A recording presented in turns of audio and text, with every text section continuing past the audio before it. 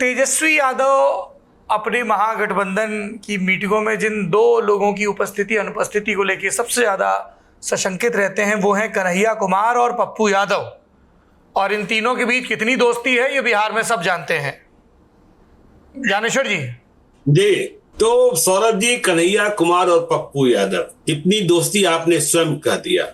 पप्पू यादव को कैसे डाइजेस्ट करेंगे तेजस्वी यादव, यह बात तो मेरी समझ से बाहर है। लेकिन हाँ, कांग्रेस में भी देखिए, मुझे यह लगता है कि प्रियंका गांधी ज्यादा पसंद करती हैं पप्पू यादव को। राहुल गांधी और मल्लिकार्जुन खड़गे कितना पसंद करते हैं मुझे नहीं पता, लेकिन पप्पू यादव एक फैक्टर सीमांचल में है और पप्पू यादव को साधा नहीं गया।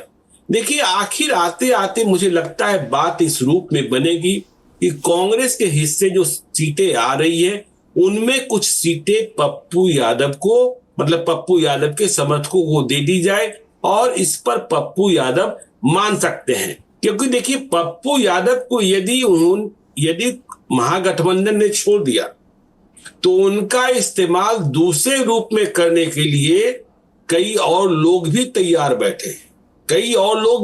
बैठे हैं।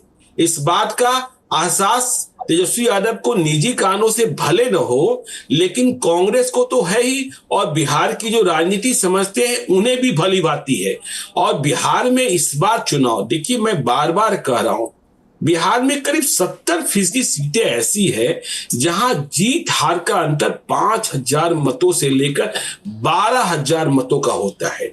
और ऐसे में प्रशांत किशोर भी फैक्टर बनेंगे। और ऐसे में यदि पप्पू यादव नाराज हुए, देखिए कन्हैया कुमार अपना बेस अभी नहीं खड़ा कर पाए कि कन्हैया कुमार के कारण, क्योंकि जो बात आपने कही कि भाई आप एक चुनाव जीत कर तो दिखा दो, तो कन्हैया की भी परीक्षा होनी है। और कन्हैया के नाम पर बेगूसराय में ही बहुत कुछ परिवर्तन आ जाएगा, बहुत कुछ हासिल हो जाएगा। देखिए, उन्होंने यात्रा तो कर ली, लेकिन यात्रा के बाद कहां है किसी को पता नहीं चल रहा है। एक यात्रा कर लीजिए और उसके बाद गायब हो जाइए, बिहार के लोगों को यह बात अच्छी नहीं लगती है। तो कन्हैया कुमार को आगे कितना ले जाना है, क्योंकि हमें यह खबर आ रही थी कि कन्हैया कुमार को तेघरा से, जो ओरिजिनली बेगूसराय का लेनिनग्राड है, क्योंकि तेघरा ही पहले बरौनी कहलाता था, कि वहां से वह चुनाव, लेकिन कन्हैया के लोगों ने स्पष्ट कर दिया कि नहीं, वह विधानसभा का चुनाव नहीं लड़ेंगे। और एक बात और नोटिस कीजिएगा, जब देखिए हम लोग बात कर रहे हैं पप्पू यादव और कन्हैया कुमार की, अखिलेश प्रसाद सिंह जब से अध्यक्ष पद से हटाए गए हैं, उन्हें बिल्कुल गौन कर दिया गया है। दिल्ली की बैठक में तो सिर्फ मनोज राम और कृष्णा बरू ही थे, लेकिन पटना की बैठक में मदन मोहन झा दिखाई पड़े, पटना की बैठक में शकील अहमद खान दिखाई पड़े, और पटना की बैठक में अखिलेश प्रसाद सिंह नहीं थे। तो देखिए, अखिलेश प्रसाद सिंह ने कांग्रेस के लिए क्या किया, क्या नहीं किया। लेकिन बिहार में जात ही भगवान है, बिहार में जात ही ब्रह्मा विष्णु महेश है। और जिस जाति का प्रतिनिधित्व करते हैं, भूमियार जाति का अखिलेश प्रसाद सिंह, तो अखिलेश प्रसाद सिंह की तुलना में अभी उतना समर्थन कन्हैया को नहीं प्राप्त होगा, क्योंकि कन्हैया को अभी बिहार की जानकारी प्राप्त करनी है, राजनीतिक जानकारी प्राप्त करनी है, व्यक्तिगत जानकारी प्राप्त करनी है। और ऐसे में यदि अखिलेश सिंह को इग्नोर किया, क्योंकि देखिए, मैं फिर से कह रहा हूं, अखिलेश सिंह ही वैसे नेता हैं कांग्रेस के भीतर जो बगैर दरवाजा खटखटाए लालू यादव के यहां जा सकते।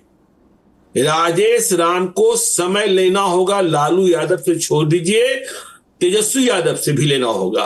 और दिल्ली की बैठक के संदर्भ में भी हमने कहा था कि वहां कांग्रेस की ये दोनों नेता पूरे बिहार को कितना जानते हैं, क्योंकि राजेश राम ने अभी सिर्फ कुटुंबा की राजनीति की है, कुटुंबा के बाहर की राजनीति नहीं की जहां से वो विधायक बने हैं। तो पप्पू यादव का एडजस्टमेंट आवश्यक होगा, और नहीं होगा तो पप्पू यादव फिर खेला बिगाड़ेंगे और 5,000 से 12,000 वाले जो विधानसभा क्षेत्र है वहां देखिए पूरे बिहार में प्रशांत किशोर का प्रभाव दिखेगा। क्योंकि कई लोग परेशान रहते हैं यह पता करने में कि अच्छा ये बताइए जनसुराज किसको दे सकता है, जनसुराज इसे न दे दे, मतलब इस जाति को न दे दे। तो पप्पू यादव को साधना होगा, और नहीं साधे तो मुश्किल होगी। कन्हैया कुमार को अभी बिहार में अपनी नींव मजबूत करनी होगी। एक यात्रा उन्होंने की है, लेकिन इसके आगे उनका रोडमैप क्या है, यह देखने की बात होगी। सौरभ जी।